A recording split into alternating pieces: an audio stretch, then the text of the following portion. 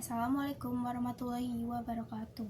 Perkenalkan, nama saya Viana Ventika dengan NPM 25120111045. Di sini saya akan menjelaskan materi susunan negara dengan mata kuliah Ilmu Negara dengan dosen pengampu yaitu Ibu Siti Khair SHMH. Susunan negara dalam ilmu negara merujuk pada struktur atau bentuk hubungan pembagian kekuasaan secara teritorial atau wilayah antara pemerintahan pusat dan daerah atau unit subnasional dalam suatu negara.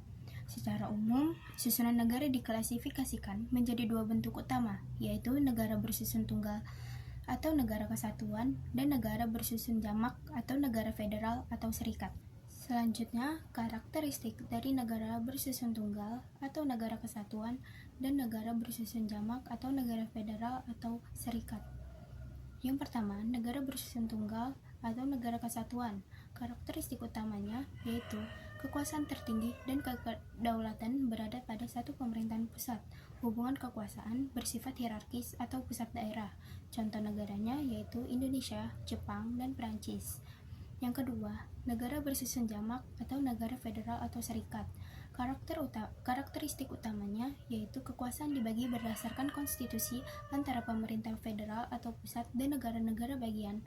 Hubungan kekuasaan bersifat koordinatif atau pusat dan negara bagian memiliki wewenang asli masing-masing. Contoh negaranya yaitu negara Amerika Serikat, negara Jerman, dan Australia. Selanjutnya, adapun perbedaan negara bersusun tunggal atau negara kesatuan dan negara bersusun jamak atau negara federal atau serikat. Yang pertama, negara tunggal, sistem kedaulatannya bersusun tunggal, kedaulatan sepenuhnya ada pada pemerintahan pusat, sedangkan negara jamak, sistem kedaulatannya bersusun jamak, terdiri dari beberapa negara bagian yang membentuk satu negara federasi.